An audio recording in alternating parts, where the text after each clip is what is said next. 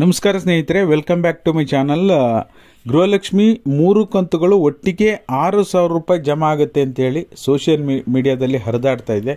ನಿಜವಾಗ್ಲೂ ಇದ್ರ ಬಗ್ಗೆ ಕಂಪ್ಲೀಟ್ ಕ್ಲಾರಿಟಿ ಈ ವಿಡಿಯೋದಲ್ಲಿದೆ.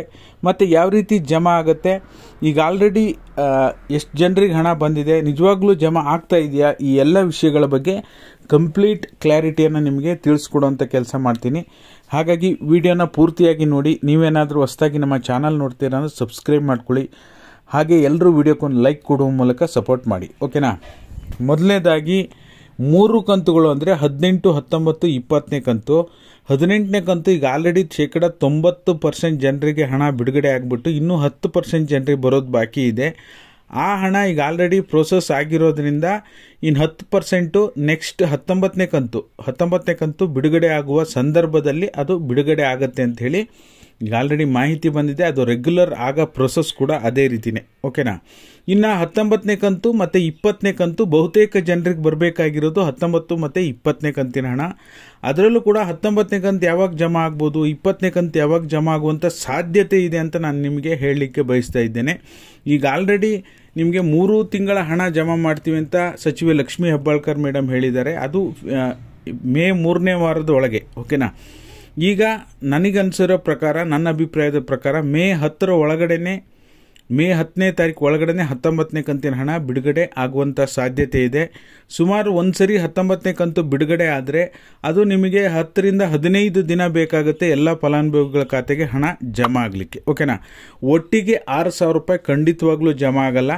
2,000 ರೂಪಾಯಿ ಅಂತ ಹೇಳಿ ಡಿವೈಡ್ ಮಾಡಿ ಹಣ ಜಮಾ ಮಾಡುವಂಥ ಕೆಲಸ ಮಾಡ್ತಾರೆ. ಅದರಲ್ಲಿ ಯಾವುದೇ ರೀತಿ ಡೌಟ್ ಇಲ್ಲ. ಇದುವರೆಗೂ ಸಹ ಬಾಕಿ ಕಂತುಗಳನ್ನು ಹೊರತುಪಡಿಸಿ, ಓಕೆನಾ.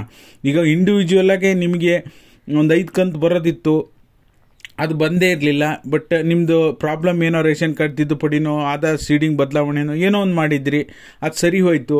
ಆವಾಗ ನಿಮಗೆ ಬಾಕಿ ಕಂತಲ್ಲಿ ನಿಮ್ಗೆ 3 ಕಂತು 5 ಕಂತು ಒಟ್ಟಿಗೆ ಜಮಾ ಮಾಡಿದ್ದಾರೆ, ಇಂಡಿವಿಜುವಲ್ ಆಗಿ ಒಟ್ಟಿಗೆ ಜಮಾ ಮಾಡಿದ್ದಾರೆ. ಬಟ್ ಓವರಲ್ ಆಗಿ ಎಲ್ರಿಗೂ ಜಮಾ ಮಾಡುವಂತಹ ಪ್ರಕ್ರಿಯೆಯಲ್ಲಿ ಖಂಡಿತವಾಗ್ಲೂ ಒಟ್ಟಿಗೆ ಜಮಾ ಆಗಲ್ಲ. ಪ್ರತಿ 2,000 ರೂಪಾಯಿ ಏನು ಕಂತಿದೆ ಅದು ಪ್ರೋಸೆಸ್ ಆಗೋದು, ಒಂದು ಕಂತು ಪ್ರೋಸೆಸ್ ಆದಮೇಲೆ ಇನ್ನೊಂದು ಕಂತು ಪ್ರೋಸೆಸ್ ಆಗಬೇಕು. ಹಾಗಾಗಿ ಇವರೇನಾದರೂ ಮೇ 15 ಒಳಗಡೆ ಅಥವಾ 10 ಒಳಗಡೆನೇ 19ನೇ ಕಂತು ಜಮಾ ಮಾಡಿದ್ರೆ ಈ ತಿಂಗಳ ಎಂಡಲ್ಲಿ 20ನೇ ಕಂತನ್ನು ಪ್ರೋಸೆಸ್ ಮಾಡುವಂಥ ಸಾಧ್ಯತೆ ಇದೆ. ಬಟ್ ಆದರೆ ಇವರೇನಾದರೂ ಲೇಟ್ ಮಾಡಿ 15ರ ನಂತರ 19ನೇ ಕಂತು ಜಮಾ ಮಾಡಿದ್ರೆ ಈ ತಿಂಗಳು ಪೂರ್ತಿ 19ನೇ ಕಂತು ಜಮಾ ಆಗಲಿಕ್ಕೆ ಸಮಯಾವಕಾಶ ತೆಗೆದುಕೊಳ್ಳುತ್ತೆ.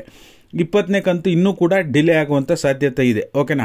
ಈಗ ಆಲ್ರೆಡಿ ಸಚಿವೆ ಲಕ್ಷ್ಮೀ ಹೆಬ್ಬಾಳ್ಕರ್ ಮೇಡಮ್ ಮಾಹಿತಿ ಕೊಟ್ಟಿರೋದ್ರಿಂದ ಲೇಟೆಸ್ಟ್ ಅಪ್ಡೇಟನ್ನು ತಿಳಿಸಿದ್ದೀನಿ. ಯಾವ ರೀತಿ ಜಮಾ ಆಗುತ್ತೆ ಅನ್ನೋದ್ರ ಬಗ್ಗೆನೂ ಕೂಡ ಕಂಪ್ಲೀಟ್ ಇನ್ಫಾರ್ಮೇಷನ್ ಕೊಟ್ಟಿದ್ದೀನಿ. ಇನ್ನು ಈ ವಾರದಲ್ಲೇ 19ನೇ ಕಂತು ಜಮಾ ಆಗುವಂಥ ಸಾಧ್ಯತೆ ಇದೆ ಗೈಸ್. ನಿಮಗೇನಾದರೂ ಹಣ ಬಿಡುಗಡೆ ಆದರೆ ಅಥವಾ ನಿಮಗೇನಾದರೂ ಮೆಸೇಜ್ ಬಂದಿದ್ದರೆ ನಿಮ್ಮ ಒಂದು DBT ಕರ್ನಾಟಕ ಆ್ಯಪ್ ಓಪನ್ ಮಾಡಿ ನೋಡಿ. ಅಲ್ಲಿ 18ನೇ ಕಂತು ಲಾಸ್ಟ್ ಯಾವಾಗ ಬಂದಿತ್ತು ಮತ್ತು ಅದರ ಸ್ಕ್ರೀನ್ಶಾಟು, ಅದರ ಜೊತೆಯಲ್ಲಿ 19ನೇ ಕಂತು ಮೆಸೇಜ್ ಬಂದಿರೋ ಸ್ಕ್ರೀನ್ಶಾಟ್ ಎರಡನ್ನು ಕೂಡ ನೀವು ನಮಗೆ ಸೆಂಡ್ ಮಾಡಿದ್ರೆ ಪಕ್ಕಾ ಪ್ರೂಫ್ನೊಂದಿಗೆ ನಾವು ಲೈವ್ ಮಾಡಿ ನಿಮಗೆ ಯಾವ್ಯಾವ ಜಿಲ್ಲೆಗೆ ಹಣ ಜಮಾ ಆಗಲಿಕ್ಕೆ ಶುರುವಾಗಿದೆ ಅಂಥೇಳಿ ಅಪ್ಡೇಟ್ ಮಾಡ್ತೀನಿ.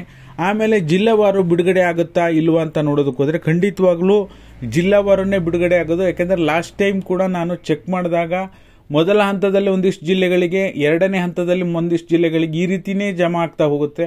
ನಾವು ಲೈವಲ್ಲೂ ಕೂಡ ಚೆಕ್ ಮಾಡಿದಾಗ, ಕಮ್ಯುನಿಟಿ ಪೋಸ್ಟ್ ಹಾಕಿದಾಗ ಬರೀ ಅವೇ ಜಿಲ್ಲೆಗಳೇ, ಓಕೆನಾ.